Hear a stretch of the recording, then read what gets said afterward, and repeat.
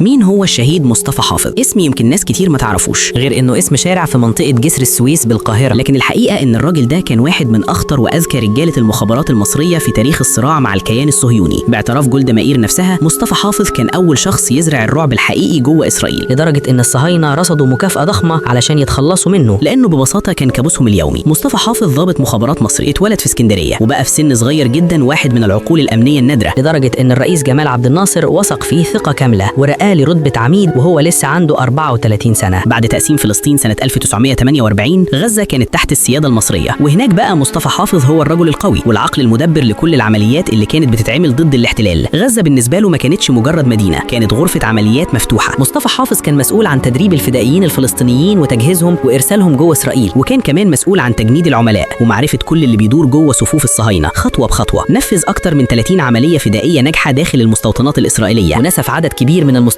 ونجح في تهريب 7 فدائيين فلسطينيين من معتقل أسرى إسرائيلي سنة 1948 في عملية اعتبرها الاحتلال إهانة أمنية كبرى. مش بس كده، مصطفى حافظ نفذ عملية نوعية وأسر الجاسوس الصهيوني إساف أهارون في الأردن وسلمه للقيادة المصرية، وده كان ضربة موجعة للمخابرات الإسرائيلية. سنة 1949 حول غزة لمركز رئيسي لكل أنشطته، وكان مسؤول بشكل مباشر عن إدارة عمليات التجسس داخل إسرائيل والإشراف على العمليات الفدائية ضد الصهاينة. وفي سنة 1955 بقى مسؤول عن كتيبة الفدائيين اللي كانت بتواجه وحدة 101 الإسرائيلية، الوحدة اللي كان بيقودها أرييل شارون، واللي كانت بتقصف القرى الفلسطينية علشان تنتقم من ضربات مصطفى حافظ. لكن شارون فشل ذريع قدامه. الفشل ده خلى قرار التخلص من مصطفى حافظ يطلع من أعلى مستوى، وتحديدا من ديفيد بن جوريون نفسه، واتنقلت المهمة رسميا للموساد. نجاح مصطفى حافظ المتكرر جوه إسرائيل خلق حالة رعب حقيقية، لدرجة إن في يهود بدأوا يهاجروا من إسرائيل لأنهم فقدوا الإحساس بالأمان. وساعتها إسرائيل اقتنعت إن الحل الوحيد هو اغتياله مهما كان الثمن، ورصدوا $1,000,000 للعملية. خطة الاغتيال كانت خبيثة جدا، عبوة ناسفة تتحط في طرد بريدي يوصل لمصطفى حافظ عن طريق عميل مزدوج بدوي اسمه سليمان طلالقة. الطرد ما كانش باسم مصطفى حافظ، لكنه اتبعت باسم شخصية معروفة في غزة، وهو لطفي العكاوي قائد شرطة غزة، على أساس إن طلالقة ياخد الطرد ويوصله لمصطفى حافظ، والفضول يخليه يفتحه بنفسه، وساعتها يحصل الانفجار. في يوليو 1956 كان مصطفى حافظ قاعد في حديقة مبنى مركز القيادة في غزة، وجاله سليمان طلالقة اللي كان قبلها نفذ 6 مهام لصالح إسرائيل، وحكى له عن الطرد اللي جاي للعكاوي، وده ضايق مصطفى حافظ لأنه كان واثق في العكاوي، وقرر يفتح الطرد بنفسه. وفي اللحظة دي انفجر الطرد. استشهد مصطفى حافظ في الحال، وسليمان طلالقة فقد بصره. وبعد نكسة 1967 لما الصهاينة احتلوا غزة، لقوا صورة مصطفى حافظ متعلقة في البيوت والمقاهي والمحلات التجارية، كانوا يقلعوها ويدوسوا عليها، والفلسطينيين يرجعوها تاني ويعلقوها من جديد. وما اكتفوش بكده، كمان دمروا النصب التذكاري اللي كان معمول علشان يخلد ذكراه في غزة. مصطفى حافظ ما كانش مجرد ضابط مخابرات، كان فكرة وكان رعب وكان درس لسه الاحتلال فاكره لحد النهارده.